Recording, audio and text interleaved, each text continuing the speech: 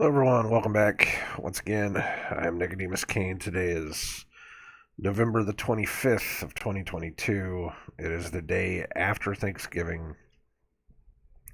I made a joke one time. There was a calendar I had for whatever reason. The uh, the calendar I had said Thanksgiving was whatever day it was. Well, the Thursday, whatever it was. And on the calendar, it said that Friday was the day after Thanksgiving. And I had to laugh. I was like, all this time, I never knew. The day after, the Friday after, was the day after Thanksgiving. Um, it is what people call Black Friday, even though now they have Black Friday is basically a week long at this point. They need to get every amount of money out of you possible. Um, but so many people are still going to be out there trampling over each other, shoving each other, pushing each other just to get deals, just to save some money. Um, for what exactly is what I wonder. I mean, are these people actually buying gifts, or are they buying for themselves? One of the things that I have seen over the past, well, more than 20 years, really, but I've seen it being pushed more and more over the past 10 years, is the notion of go ahead and buy something for yourself. You deserve it. Spoil yourself. It'll be okay. Um, and it makes me wonder, just how many people are actually out there buying stuff for themselves. To be quite honest, I've done it myself because, if you can get a deal, you can get a deal. Why not? But I'm not buying for Christmas anymore. I'm not buying all of these things just to save $1 so that I can hold on to them for a month to give them to somebody else. Actually, quite honestly, things that we have gotten this year that I plan to give as a gift, especially to my wife, I will buy and I will just give it to her. I won't even wait. And it's not for Christmas. It is because that's what we do. We buy gifts for each other all the time. We buy gifts for each other. Just little things here and there. Sometimes things that we need, sometimes things that we want. Again, we are still a part of that system. I actually prayed today that the Father help me come out of this materialistic world, and that I need to focus a lot on myself to pull myself out of this materialistic world.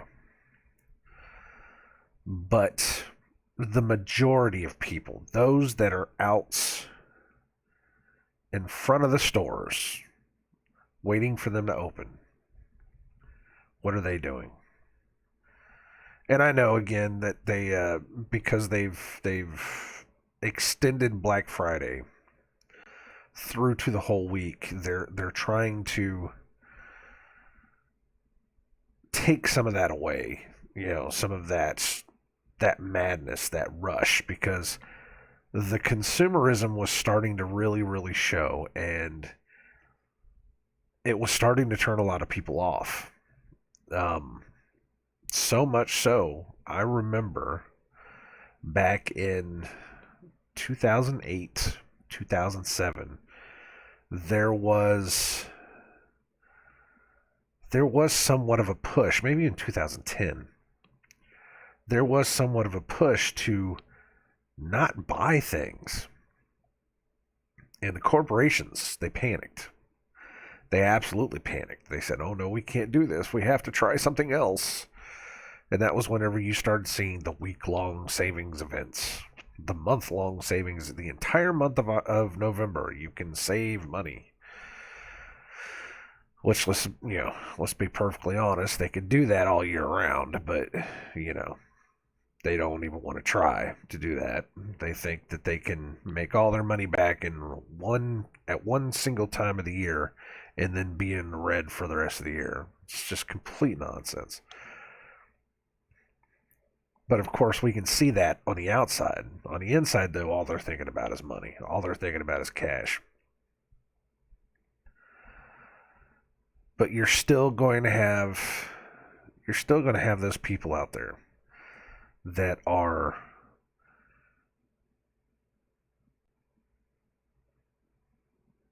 actually willing to kill each other just for a television, for the newest toy, the newest product, the whatever it is, the newest thing to have, to show either that you are able to buy the newest thing, or to show how much better you are than your neighbor. The vanity of it. We were talking about this in the car last night, about vanity. As we went out to some of my wife's family, it was her cousins. They lived in this very big, extravagant house. And they lived, the very big, I don't want to say extravagant lifestyles. I mean, they were, as she put it, they were rednecks that came into money, pretty much. She was a nurse, and he is oh, cannot remember exactly what it is. He works in, it's either construction or something else. One of the big money jobs, you make a lot of money off of, and they were able to live in a fair amount of wealth, and but they were part of that system. Them and the people they knew, and it's not people that we hang out with so much, because our original plans had fallen through. But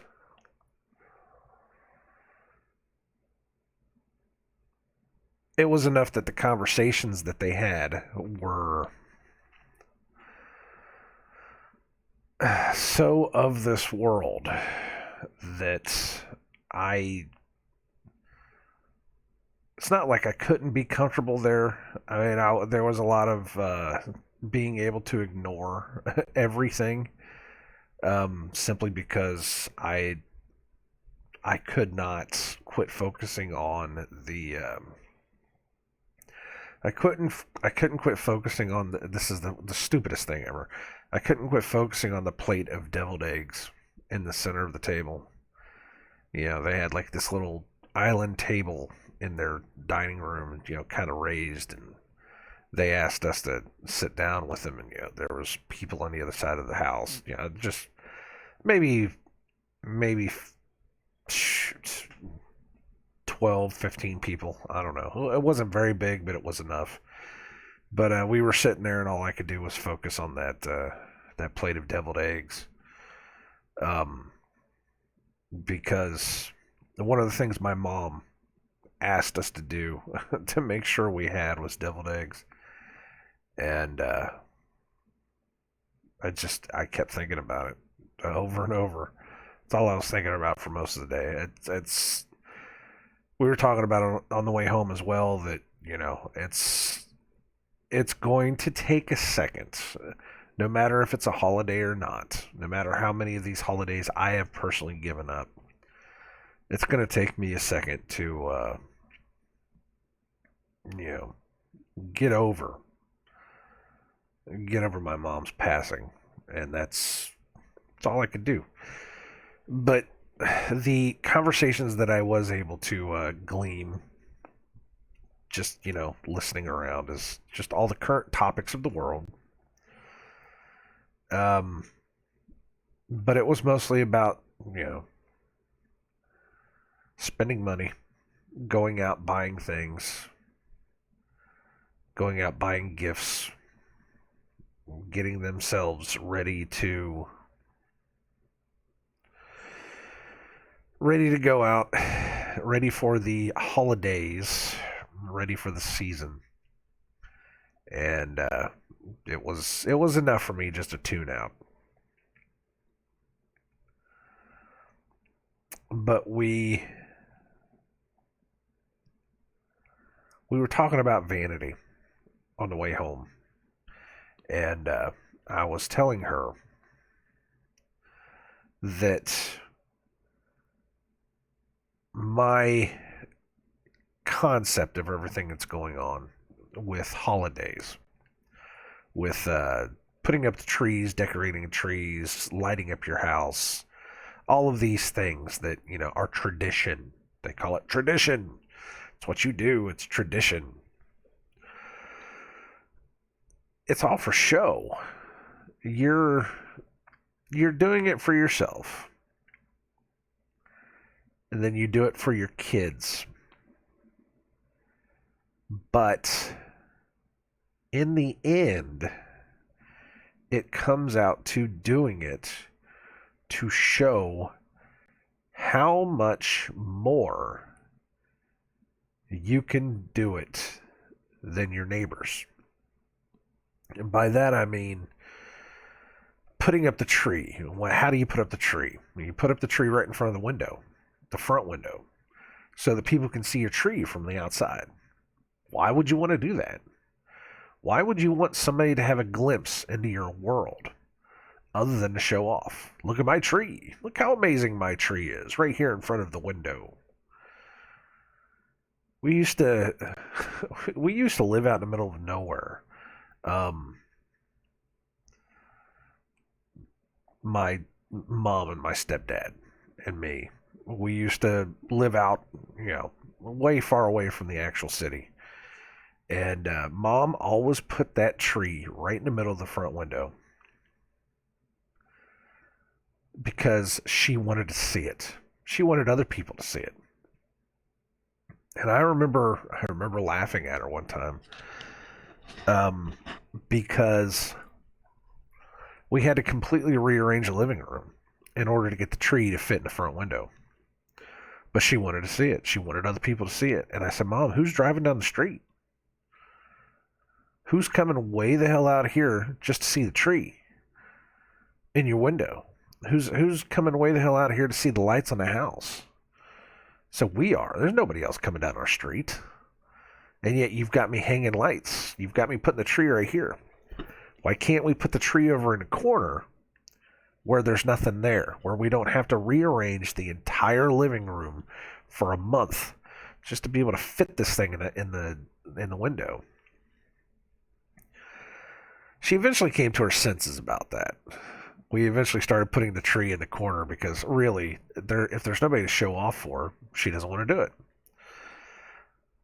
But for the rest of the people, I think back on all of the houses and all of the places that I've been to, all the neighborhoods that we used to drive through to look at their lights, to look at their, because that's what you do. Again, you're doing it to show off for other people. You're showing off how much more spirit you have than somebody else.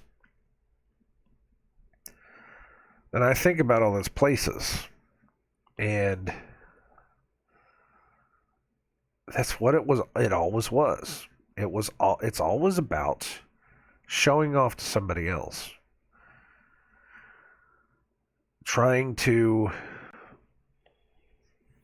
be better than somebody else. It falls along with. It was either something I was saying Wednesday or Tuesday about wearing your best, sitting in the front rows of the churches, of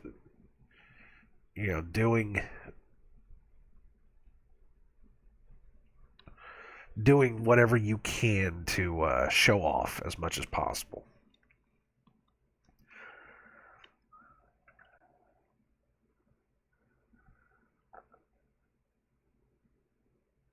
And that's one of the things that we had read yesterday or Wednesday. It was Jeremiah 2.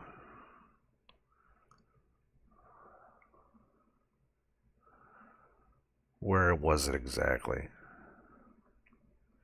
And I've been thinking about this because I looked this passage up, trying to understand exactly what it meant. We hit on it once, and then we kind of walked away from it. And I am probably not going to read Jeremiah 3 today. I'll tell you that much right now. I was thinking about it, and I was like, I can read it, but then we could just have a talk. And we haven't had a talk in a while. And there's a lot of stuff that I would love to get out, but there's a lot of stuff I still need to go, kind of do some digging on, do some research. But then there's just some stuff I just want to talk about. Especially that line. So it was Jeremiah 2:33. I'm sitting there looking at it now. It was that, why trimmest thou thy way to seek love? Therefore hast thou also taught the wicked ones thy ways. And Wednesday, had come around to it as to say,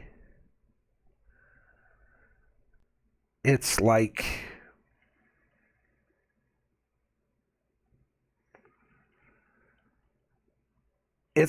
giving those ways of Christianity, giving those ways of loving God, the ways that they do things, giving it to the wicked ones so that the wicked ones can change what they do to worship their gods into ways of worshiping the Most High. Like Christmas, like Easter, like all these other, holidays, of changing the pagan holidays just enough to make them fit. So I went looking for it. I went looking it up just to see, what do other people say. So the one I found, and I don't have it up with me now. Let me go ahead and see if I can. Jeremiah 2:33. There we go. So there are 7 different ways of looking at this, and I'm like, why? So almost all of these. So the KJV, which is what we read, why trimmest thou thy way to seek love? Therefore hast thou also taught the wicked ones thy ways. We get that, But then every other translation, NIV, ESV, NLT, CSB, I don't even know what those are. NIV, how skilled you are at pursuing love. Even the worst of women can learn from your ways. ESV, how well you direct your course to seek love, so that even to wicked women you have taught your ways.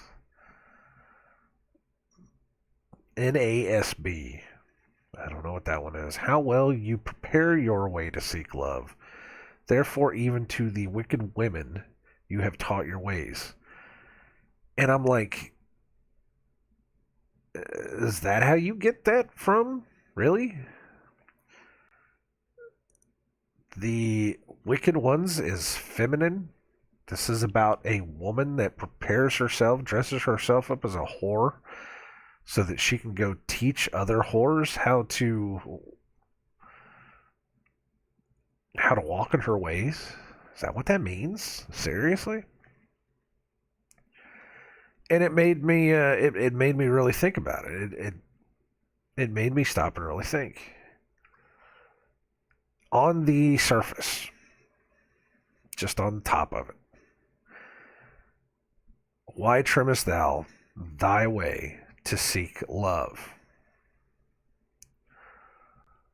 Trimming could be the word trimming. We're not even going to go into Strong's yet. We're not doing that yet. Just on the surface. This is on the surface. Trimming can be as if trimming a tree, as if cutting off to make beautiful, to dress something up. It could very well be that. It could also be cutting stuff out. Why trimmest thou thy way? Why would you cut off specific things in your way just to seek love? You're let's just say you're saving up money to buy something. You're trimming the fat, as it were. You're giving up X amount of something in order to do something else. On the surface, that's just on the surface. I'm not saying that's what it means. That's just on the surface. Why would you cut stuff out just to find love?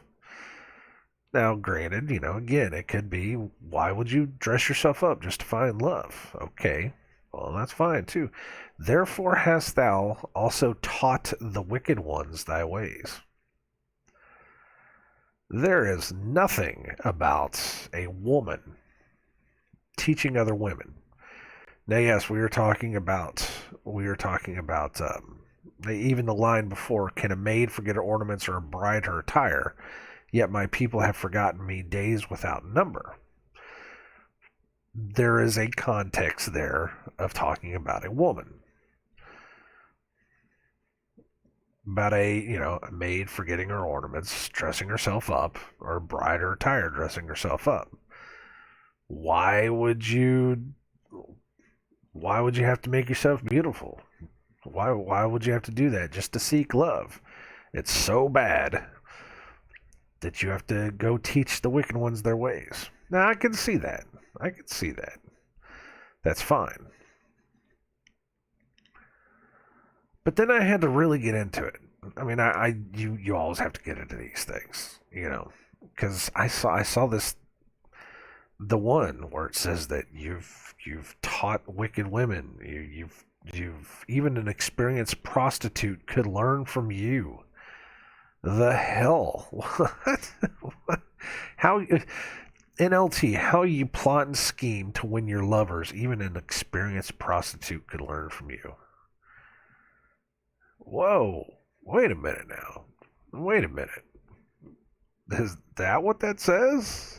Really? And I struggled with it for most of the day, actually, because I was thinking about it after I got off work too. Just trying to roll it around in my head. I was like, well, what does this mean? So of course I used the Strongs. Now you can take it as being of a woman, because there is some connotations there, and I understand that and I get that. Now remember, we can look at the Bible three different ways: literally, figuratively, and spiritually. So yes, that works in its own ways. It's understandable, and yes, I get that there are feminine words inside of the Hebrew language that denote a feminine connotation of what they're saying. That it is, that's why there's so many translations, is because translating Hebrew into just about anything is somewhat hard, because every letter means its own thing. Even the way that the letters are sounded out mean their own thing. Not only that, when they're put together into a word, the word itself could have 5 different meanings. That's why that they made the Strong's Concordance, so that they would give you a list of definitions that it could be. so that you could decipher it. We've done this several different times. And this is not the focus of this video. It's like I said, it's just something I wanted to talk about because it was just something that came up.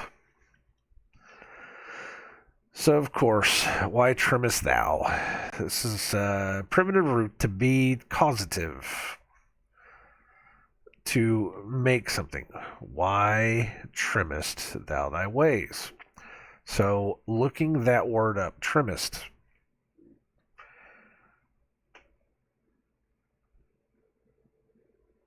The root word of it was to cause, to be, to do something.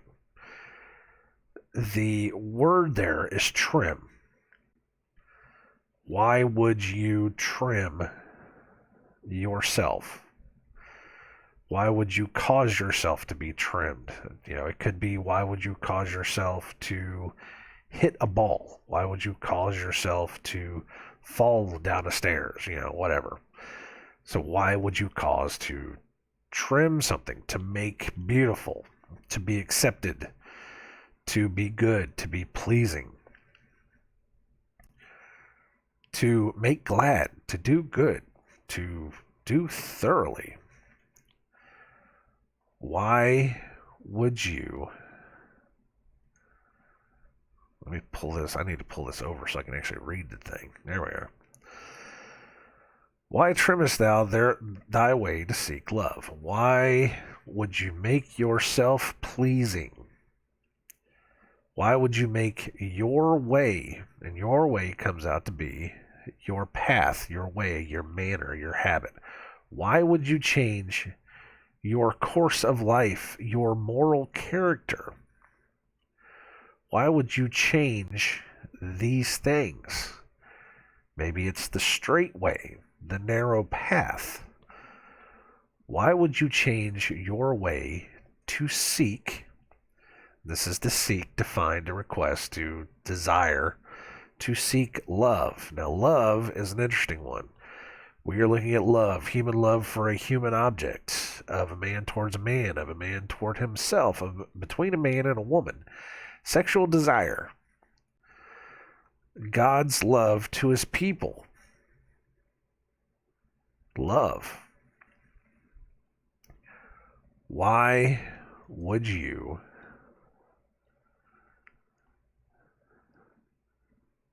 change your way, try to make your way seem better, to seek out, to find the love of God?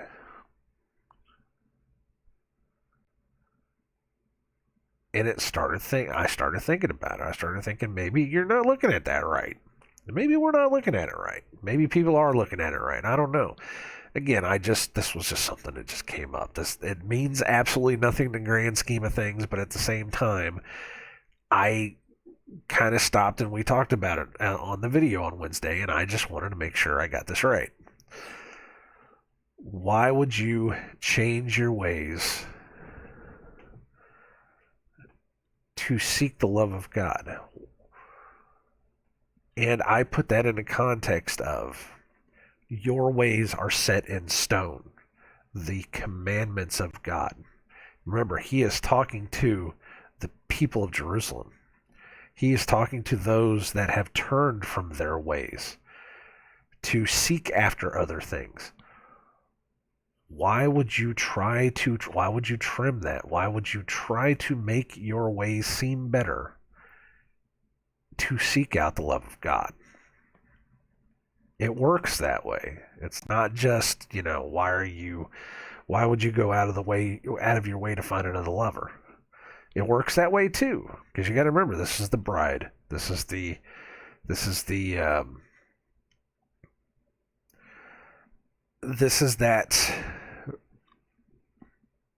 that wife of God that has become the whore. She's become the prostitute. She's become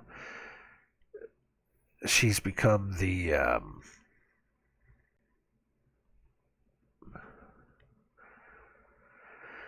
she's been sleeping around with other gods. Let's put it that way. It's the easiest way to say it.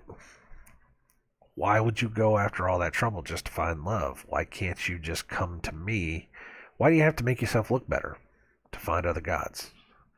Why would you change your ways in order to find that? On that same token, why would you try to make yourself look better, make yourself vain, add to your vanity to try to find love? And I am going to take that as God's love to his people.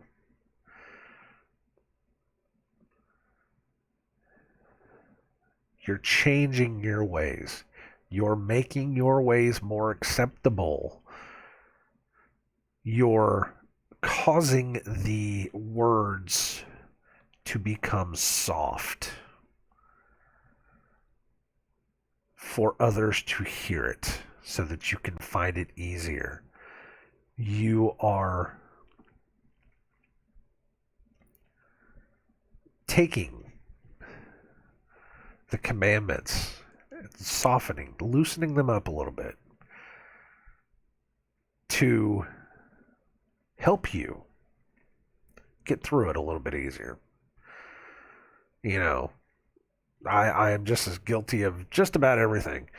But let's just say the one commandment everybody gets stuck on, it seems to be getting stuck on right now, is remember the Sabbath, keep it holy. To soften that up is to say, well, I can make the Sabbath any day I want, that I don't have to keep it holy, I just have to keep God in my heart, and I can do whatever I want that day for me. That's trimming your ways, making your ways seem better in order to find God's love.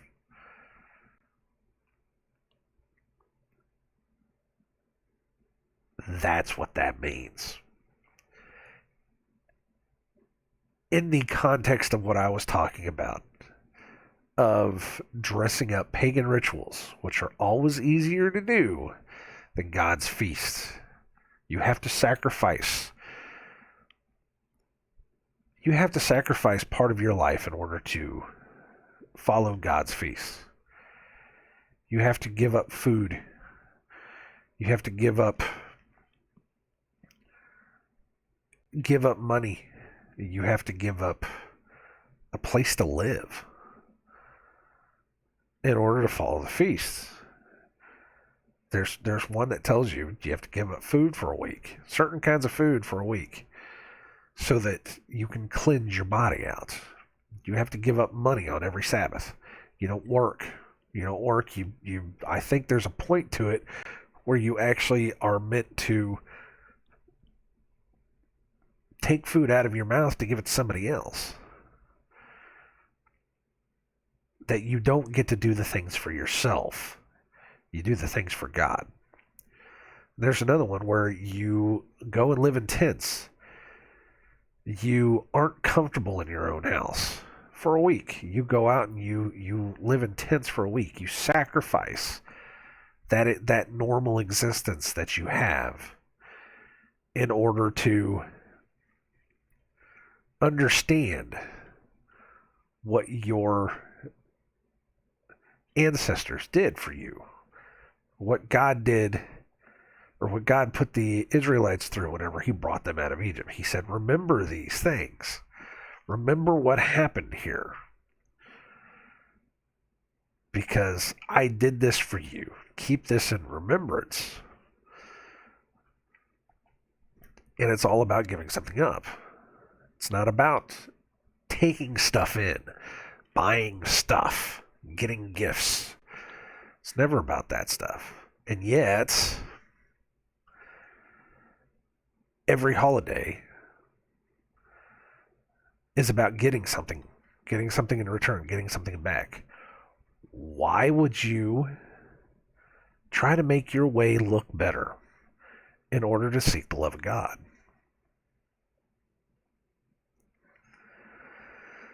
Therefore hast thou also taught the wicked ones thy ways.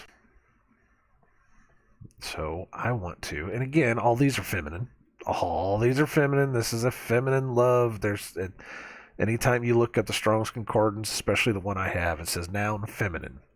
These are all feminine nouns. The wicked ones. Therefore hast thou taught, and taught is to learn, to teach, all of these things. The wicked ones.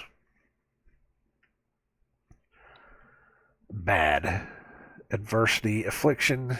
This is a bad. These are talking about bad people. Bad, evil people. The wicked ones as a noun. Evil, distress. Oh, wait. There's a noun male and there's a noun female. Evil, misery, distress. Wrong. Ethical. Ethically wrong. Calamity. But they're both exactly the same for male and female. There's nothing in here that says these are about wicked women. There's nothing in here about wicked women. And when you see thy ways, the wicked ones, thy ways, it's about the same thing. It's about your path, your journey, your moral character. Your ways which should be God's ways, because God gives you those rules, those laws, those commandments. Your ways should be my ways. I think we've read that somewhere along the line. Why would you make your ways seem better? To seek love. And I'm going with God's love. And you can do it however you want to. Sexual desire, whatever. You can say, yes, that's what that is too. That is, why would the bride change her ways, try to make her ways look better in order to go seek love? So that she can go whoring outside of what she has with other gods.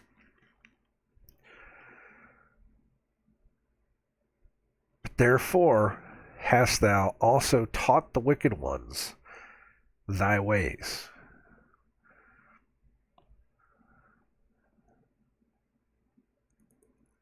Like the one said, even prostitutes could learn something from you. Even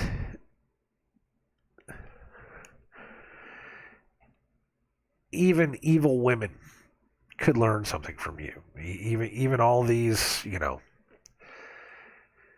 you are doing things so bad that bad people could learn a trick or two from you. There you go. Learn a trick or two. That's what it is.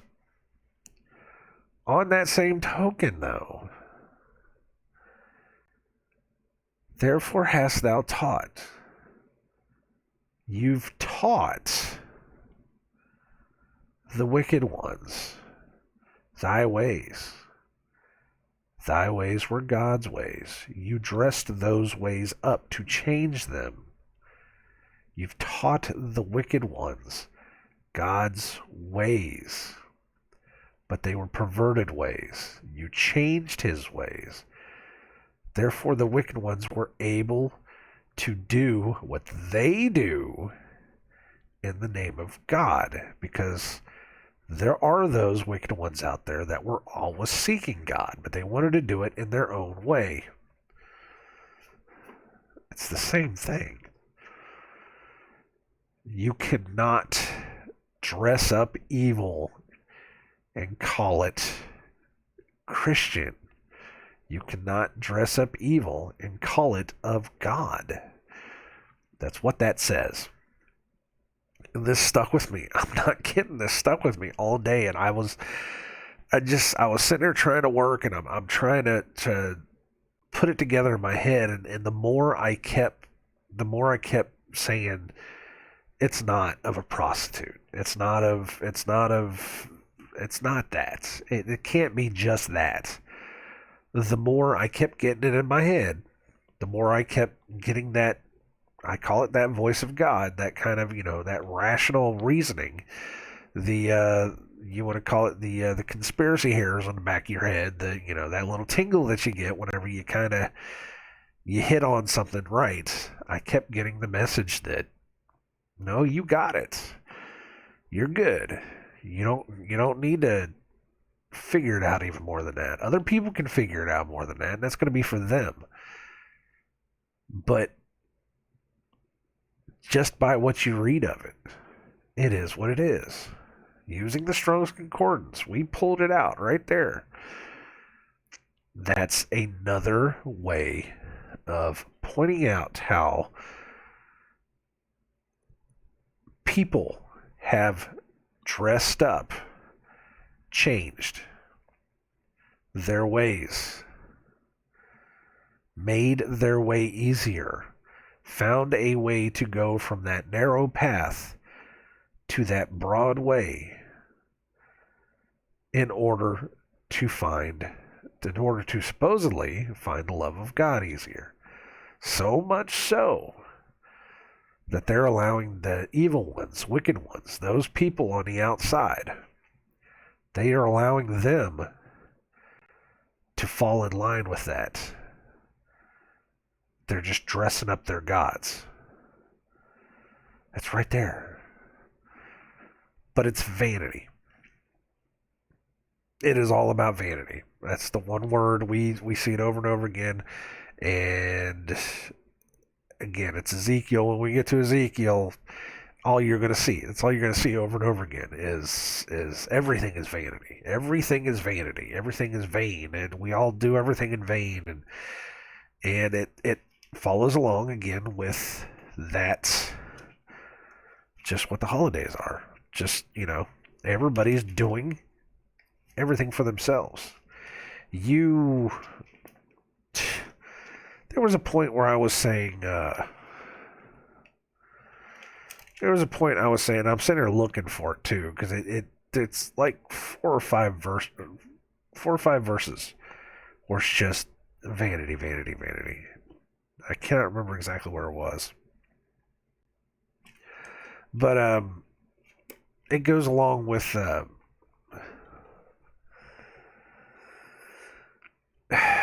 when you buy a gift for somebody, especially now, and I think it was one of the Psalms. I can't remember which Psalm it was where it talked about everybody expects gifts now. They want gifts more than they want truth. Something along those lines.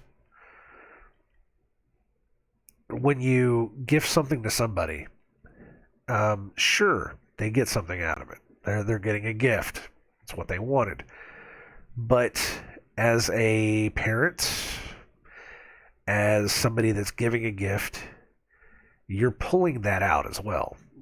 Is that you are doing it for yourself as much as you're giving to somebody else. Because it fills you with that, whatever that is. Now, I'm not saying that's like that all the time. I mean, when you go out and you buy somebody a meal, or you give food to the poor, you give money to the poor, you help somebody else, you're not doing that just to lift yourself up. Some people do. Well, some people do, believe me. They go out and they'll donate, oh, I just went out and I gave $1 million contribution to the yada, yada, yada. That's vanity, son. You came out and you told everybody. There's some boys in the NBA that quietly donate millions of dollars to charity. And, they keep it quiet until, TMZ or something find out. They're like, oh, did you know that, such and such donated X millions of dollars to whoever it was? It's like, dude, they were trying to keep that quiet. They didn't want you to know because they didn't want to brag. They wanted to keep that as quiet as possible because not many people want to brag. They want to do it simply to do it. That's helping. That's definitely what that is. That's helping. But whenever somebody goes out and takes it, let's say a certain somebody up in political office signs a deal or signs some kind of a thing into effect, and they say, we're doing this to help people. We're doing this to make sure that little kids don't starve and all this other kind of stuff. And then they'll hold it up and they'll do their little smile whenever all the people clap for them, and that's vanity. They're doing that for themselves. They're enriching their political career. They're patting themselves on the back. But that's what some gift giving has become anymore. especially for parents. And yes, I'm pointing a lot of fingers here. Pointing fingers at myself, too. I used to do the same thing. And I still do, probably, to a certain point. But whenever I buy stuff for my wife, I am just as guilty, and I am in that same boat as everybody else. Again, you have to. It's a long, hard road out of this, and we slowly come out of it more and more. But that's what you see. You see this. You're not doing anything really good for your kids. Some people may think they are. Some people might actually be doing it, but honestly, you're patting yourself on your back. You say, "Oh, look how happy I made them. Look how happy they are. I did that." You know, it's all vanity. It's all it all falls in line with that. You know,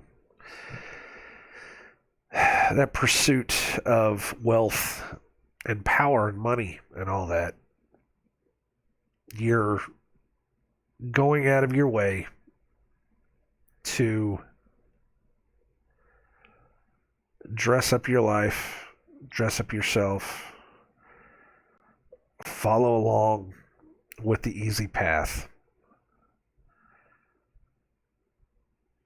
simply to get those pats on the back, to win that respect, to win that whatever, to get that endorphin hit. Is that what it is? Or it's not the endorphin, dopamine. That's what it is. The dopamine hit, which we can talk about dopamine forever. Give me 1 second. Hold on here.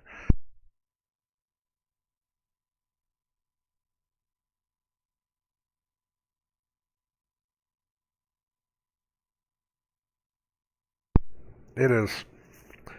The weather has been up and down. It's like it's super cold one day and then it's, warming up the next day, and just enough to make your sinuses just go crazy.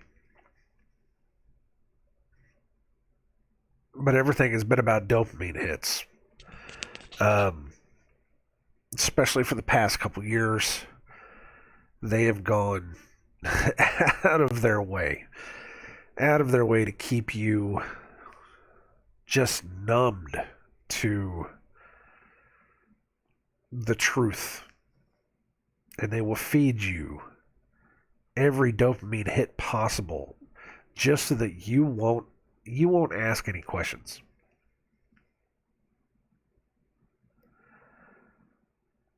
One of the worst ways that I think that they found it, other than like mobile games, which are just you're constantly getting dopamine hits by doing it. You become addicted to it. You become addicted to those hits so much so that you start paying money for it. But one of the ways now that they've done it is the TikTok, these short form videos that, you know, 15, 20, 30 seconds, where it's just hit after hit after hit. And you wonder why people get, so, excuse me, why people get so addicted to watching these things. Because it's a 15-second, usually humorous payoff. Usually it's just enough to get you involved. You don't have to answer any back questions. You don't have to, worry about it so much. And there's usually humor in it, or there's music in it, or there's something to excite your brain, to get you excited to watch it. And by the time it's over, you want it again. I've seen this happen many times, where somebody will watch the same video five times in a row. Like they couldn't understand it the first time. They have to watch it 4 more times just to be able to get those hits. And it's over and over and over again.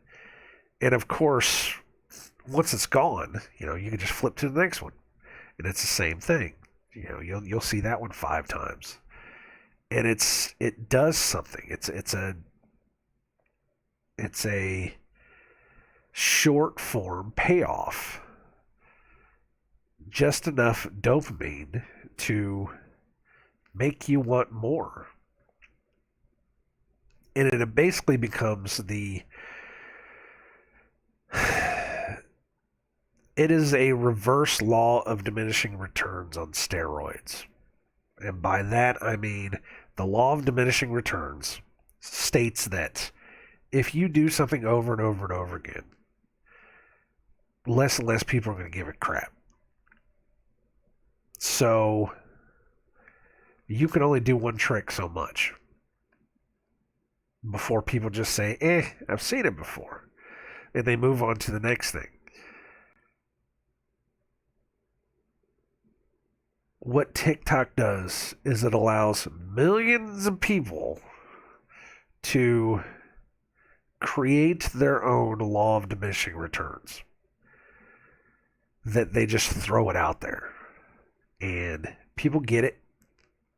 People get it a second time. They'll fade off the third time once they actually understand it, because it went by so fast the first 2 times.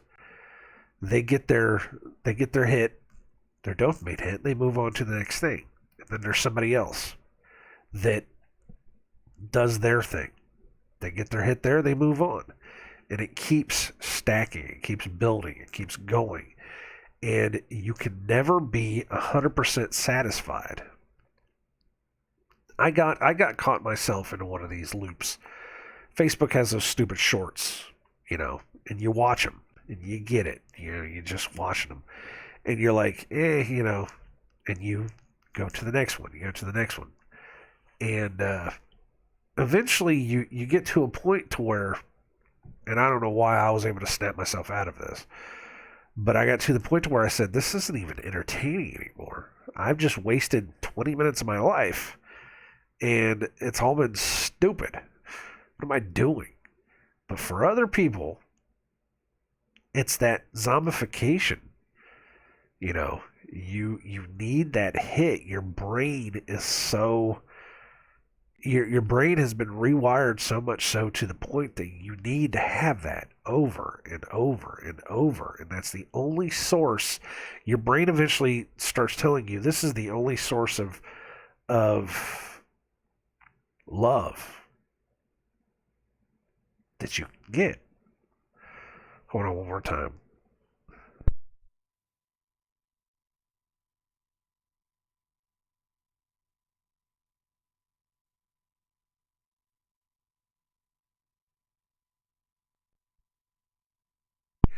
Now my nose is all stopped up. So that's awesome. But that's the only source of love that your brain can get, because you can't find anything else. You can't go outside anymore because it's the law of diminishing returns. You can only go outside so much and look at the wilderness and look at trees and look at birds and look at all these things and know that, I've seen the birds and things like that before. Whatever, I don't need that. Let me look at something new. Part of the biggest problem with the amount of information that we have now is that you think you need to see everything. Human beings have been kind of programmed into thinking that they need to see everything. There used to be a joke about the end of the internet. You used to see everything until eventually you just find that sign that says, congratulations, you've seen the entirety of the internet. And you don't know what to do. But now it's gotten to the point to where, and I think reality television was one of the biggest problems of these things, is that you now have, instead of just one or two places where you can go and you can watch a show or watch a movie or watch a story, listen to a story. Now you have millions upon millions upon millions of people that are sharing their story. And so many of them, and I tell this to everybody, and nobody seems to get it, but I tell them,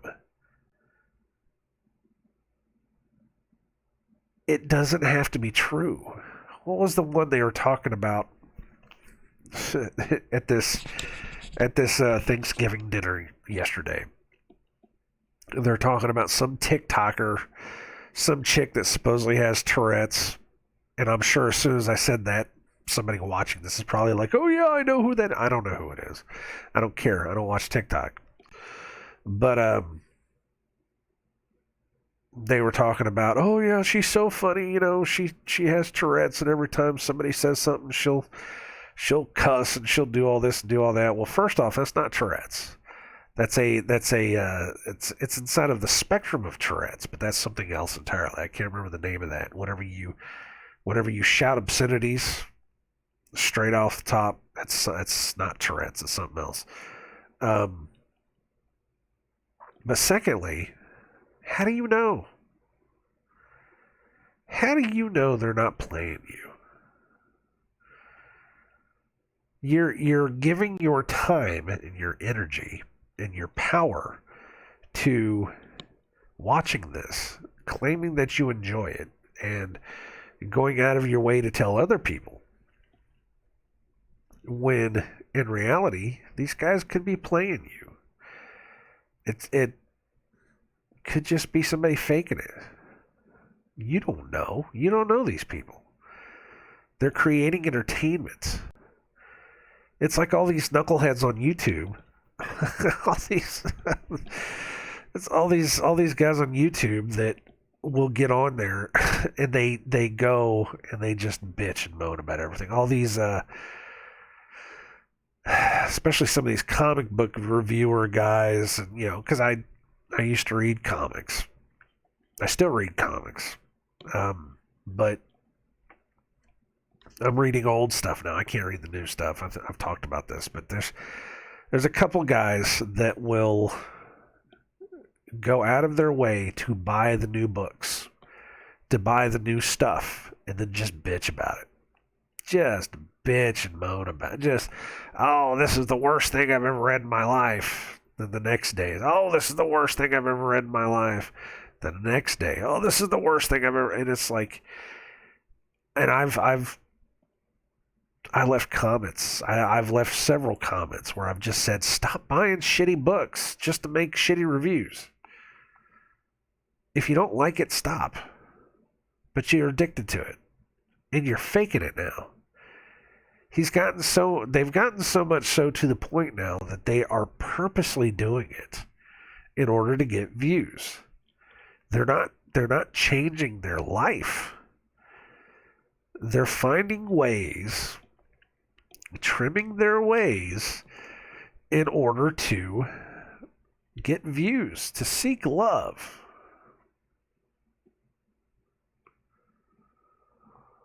Going out of their way just to get people, just for vanity.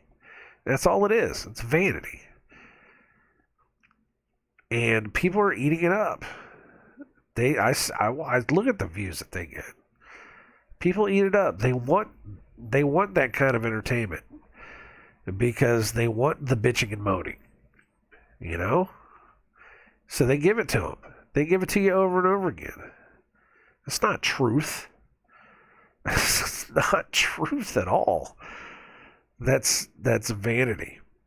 It's the guys that will go out there and tell you all the truth you ever want, and then try to sell you something at the very end. They're not making those videos to try to make their lives better. They're making those videos to try to sell you a product. If they were trying to make their lives better, they'd make their lives better. They'd go off and do it. But they're not.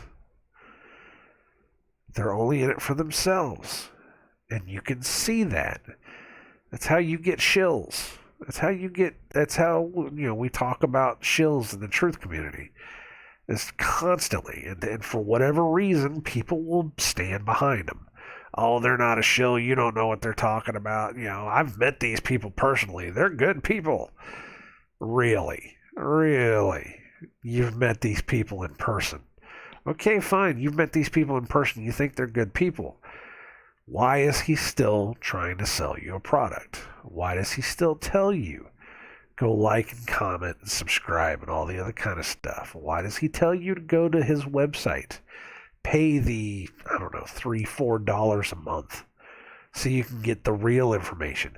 I can't tell you what I want to tell you on YouTube, so you just go to my website. Well, you can still go to BitChute, get information that way. BitChute has not completely censored everything yet. Some of the other ones, Odyssey, I know they censor some, but they don't censor all. What's the other one? What's the one that I can't post to now because I hit my video limit? Brighteon. Yeah, by the way, Brighteon I can't post because you only get 50 videos for free, and then I have to get 387 more views in order to upgrade to be able to upload more videos. And I'm like, well, whatever. It's just one less thing I have to worry about. But, there's still other places. But no, you want to censor yourself everywhere and tell everybody to go to your website to give you money. Truth should be free everywhere. A lot of people don't agree with that. Well, you have to put all your time and effort into making this, and you have to pay for all this, and you have to do all that. There's still ways to put this stuff out there for free. You're not doing it just for the truth of it. You're asking for money. You're being vain. And that's the biggest problem I've seen with so many people. Is they go out of their ways to tell you that they're the best guys in the world, and then turn it around and trying to sell you a product. Same old, same old. Don't forget to like, comment, and subscribe. Hit the bell for the notifications and do all the stuff. And, some of these guys get really creative with it now. It's like, oh, yeah, I'm not going to tell you what to do, but you got to go do this and do that, blah, blah, blah, blah, blah, because I want you to come back. That's the main thing. I want to make sure that you come back so that you will, give me more ad revenue. Just make sure you come back. I'm going to give you the same exact information that every other person is giving you, because you're not going to see anything new. I'm just going to give you the same information that you can get on your own or that you can get somewhere else for free, but I'm going to put my spin on it. And my spin, 9 times out of 10, is going to be exactly the same as the guy down the street who does his stuff for free. But I'm going to charge you for mine. Oh, but I can't give you all the truth, though. Make sure that as you're watching this, you go to the website, you go to the live stream, you go to whatever it is. I'll give you the worst. Oh, the worst. And I had to unsubscribe to that guy. Oh, it was so bad. There's several of them actually that did this. He would give you 2 to 3 minutes because they can't post more than, 15 minutes at a time because supposedly they've been banned. Even though they haven't, because you see them, whatever, before they got kicked off, or not kicked off, before they supposedly had their videos taken down to a certain length that, they still have videos up there that are, 30 minutes long. Is it after that fact that you can't post a video more than 15 minutes? I don't know. Either way, though, they'll record they'll take the first 3 minutes of a video, and they'll show it to you, and then it's like once it hits that 3-minute mark, there'll be a thing that pops up and says, I wish I could show you more, but I can't because I'm being censored. So make sure you go to my website, go to this place, pay some money so that you can see go to my Patreon so you can see the rest. What was worse is he wasn't just posting it to YouTube. He'd put it on BitChute.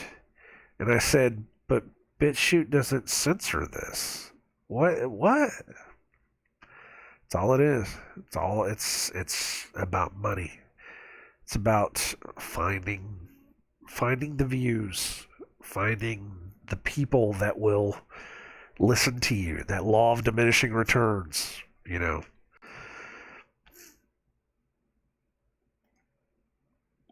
I'm in that same boat, you know. I don't ain't people will stop coming around when you stop giving them what they want.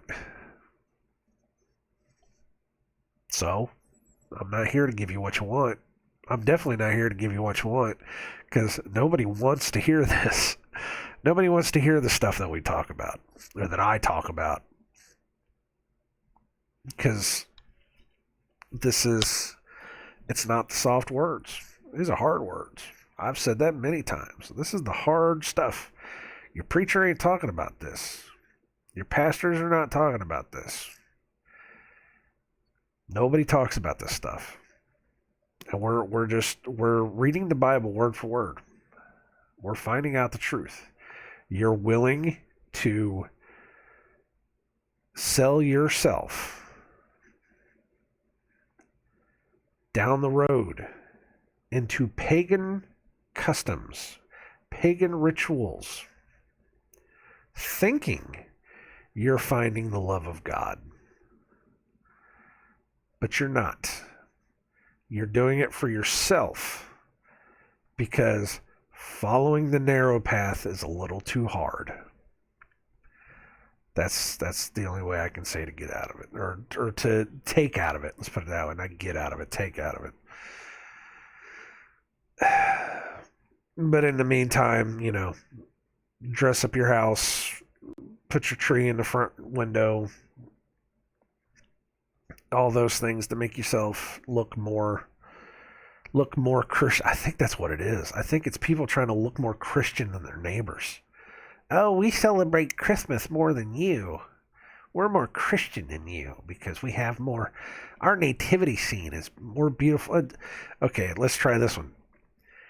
Do you want to know the absolute, and I knew it was going to happen sooner or later, the absolute worst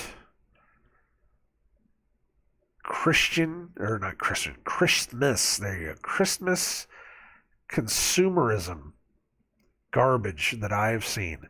The number one thing that you can point at and say, you're doing it wrong, was we passed a house that had a blow up Joseph and Mary with baby Christ.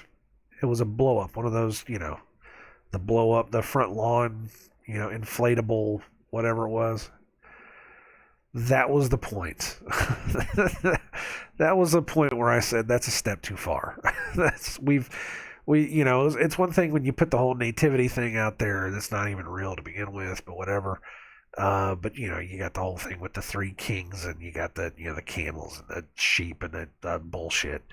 It's one thing when you do that, but these are inflatable, light up Joseph and Mary with little baby Jesus in her arms, and I said, "Oh God, that's it. That's the point. That's the point. That's the point where, you know, it's probably gone over the. It's gone off the cliff. It's we've passed that point."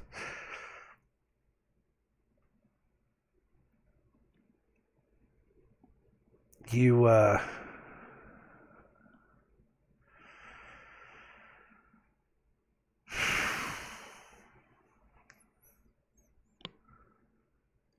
I was thinking about getting on here and just ranting.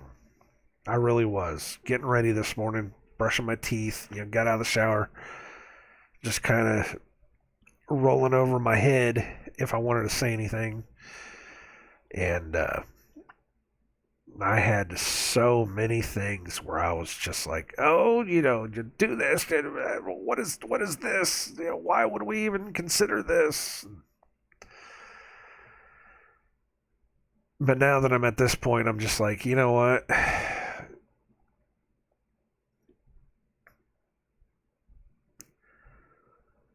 Saying the stuff that I say, you know, especially whenever we're talking about especially when we're talking about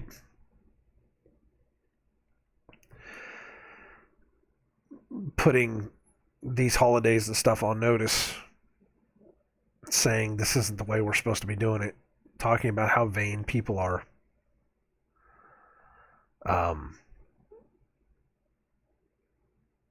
We talk about these things. I lost track of thought. What was I gonna say? Oh yeah. When you talk about these things and people don't like to hear it because they only want the soft words. When you talk about this and everybody's like, oh no, God knows our hearts. You should be more like Christ. You should do what Christ says. Be more like Christ. Follow what Christ says. And all I can say is, all right, I'll be more like Christ. I'm going to flip a table. I'm going to flip a table, and then I'm going to call you a hypocrite. I'm going to call you unlearned. I'm going to say you don't know what the hell you're talking about. I'm going to say that you have twisted the scriptures, twisted the word of God in order to fit your lifestyle so that you can live in your own unrighteousness. Because you chose to believe in the lie. You chose to believe in the lie. And you have fallen. That's what I'm going to do. I'll be like Christ. I'll do exactly what he would do. He'd be calling your bullshit out every single step of the way.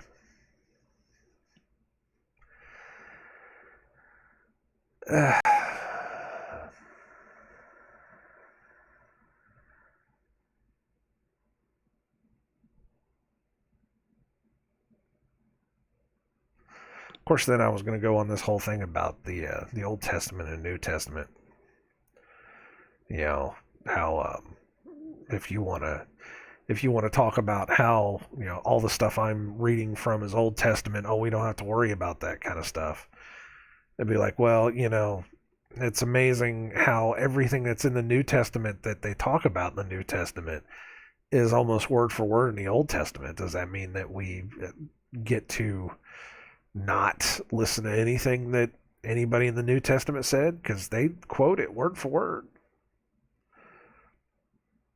Are you telling me that John, when he talks about the end of the world, he talked about all the things in Revelation? Remember, it's the Revelation of John.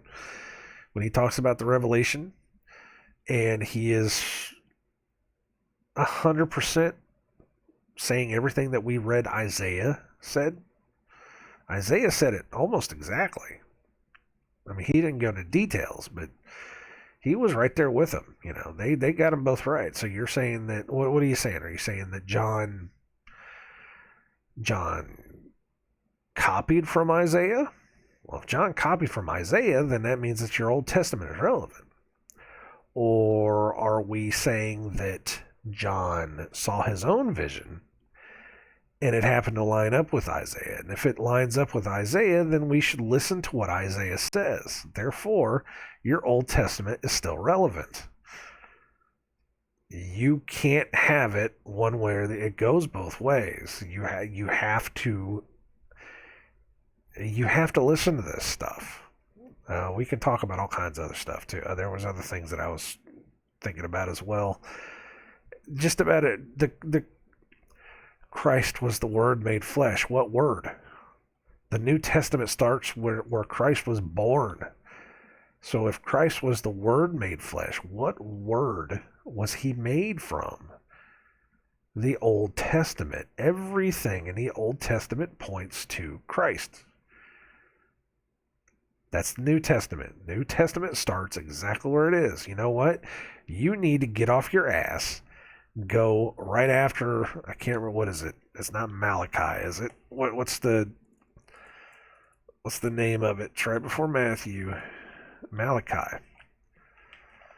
There is a page. I got a page right here. Authorized King James, and it is one page. There's only the front part of it, the New Testament of our Lord and Savior Jesus Christ, translated out of the original Greek, and with the former translations diligently compared and revised by His Majesty's special command, authorized King James Version. That page right there should be ripped out.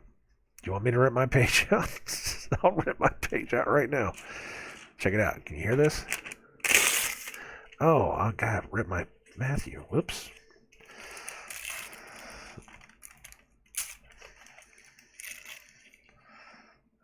Okay. That's it. That's my page. That's my New Testament page. Trash. There is no division between these two. It flows one right into the other.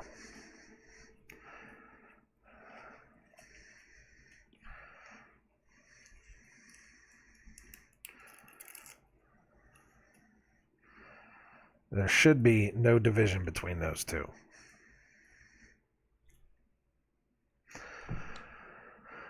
That's what you need to do. It's not old and new.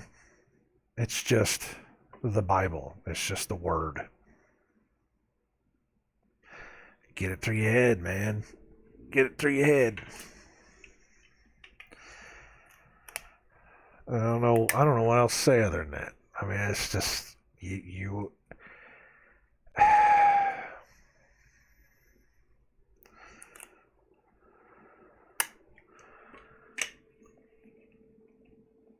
I know I've gone on and on about it before, but it's like, I don't know. Some people just don't want to get it. Why don't they want to get it? Well, again, it's that line. Jeremiah says, why would you want to dress up your ways just to find love? You're going out of your way to do it.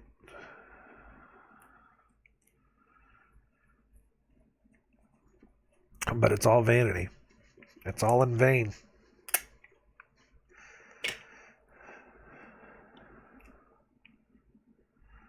Anyways, I'm gonna stop. Can you hear my tape? Yeah, I messed this page up, man.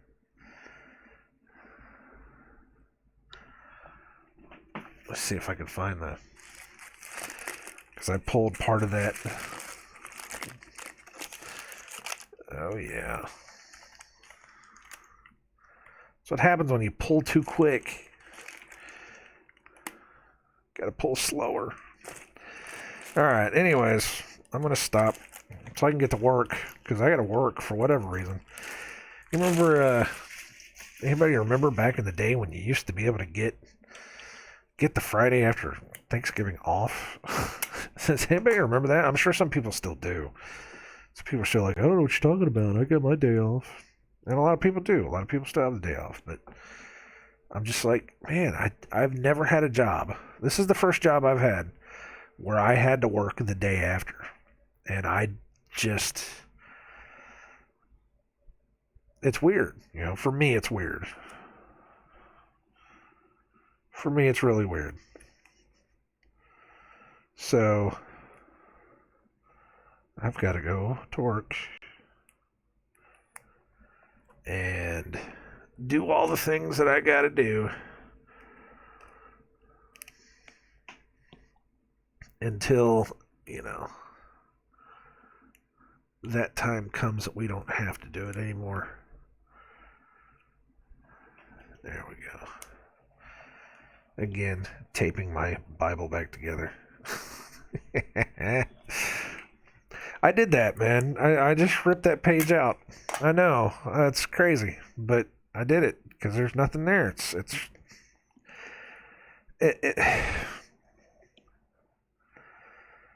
I hear that though. I hear people say, "Oh, that's the Old Testament.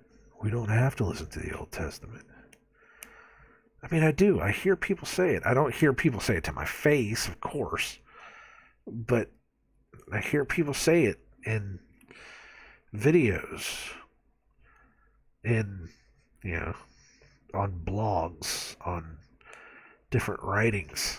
It's like, but that's not the truth. That's not the way that it's supposed to be. It's supposed to be the Word of God, period. And if you believe it, then you have to understand that that's what it is. Is that it doesn't stop. It just keeps going. It's crazy talk. It's going to be even crazier is that when I pass away, and I will, and someone inherits my Bible. I don't know who. Kind of knowing my family, though, they will probably sell it or something. And somebody's going to open it up to Matthew, and they're going to be like, now why is there tape on this page?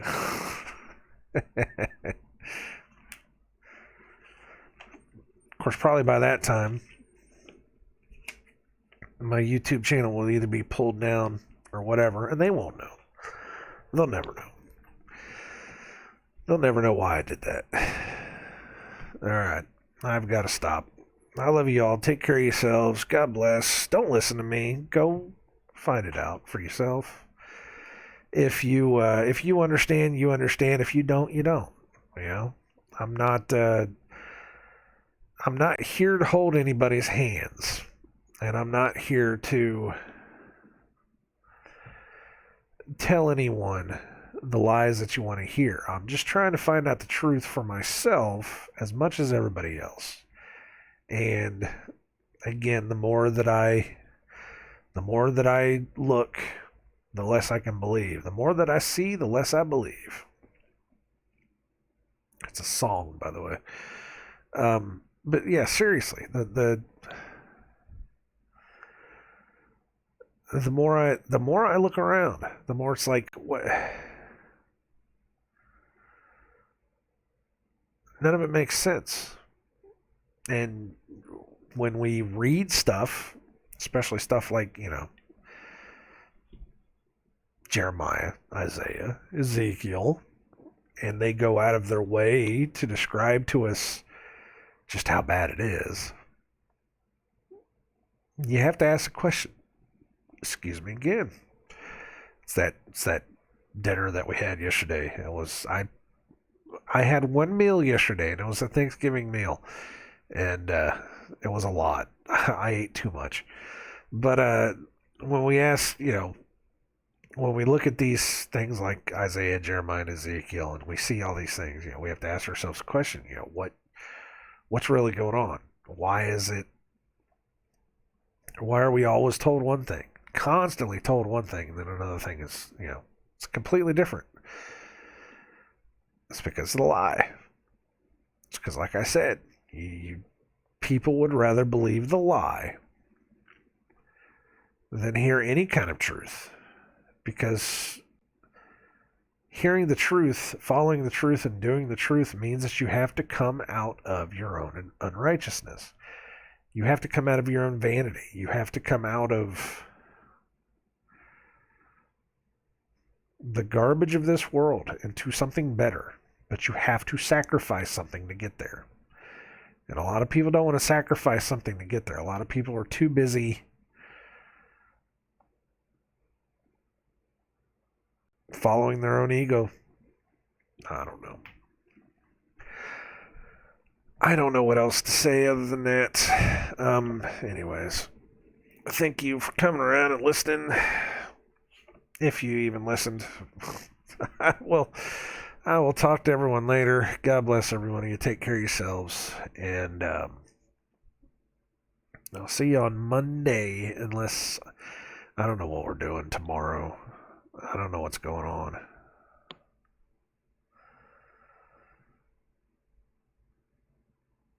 I think we're going to her father's. If I do something early in the morning, I do something early in the morning. But I don't know. We got to go to her father's. her dad's not doing so well. So, it's everybody's families are kind of falling apart, and there's reasons. It's you've been you've been lied to and manipulated into thinking that the entire world is going to end, and especially for the past 2 years, you've been lied to and manipulated into thinking that your body is going to die, that you're just going to simply drop dead, or that you are going to cough yourself to death, um, unless follow the party line, take the party injection, and your brain makes it true. We could talk about the double split experiment all we want. Your brain makes it real. The power of speech makes it real. There is something to it. We've talked about this.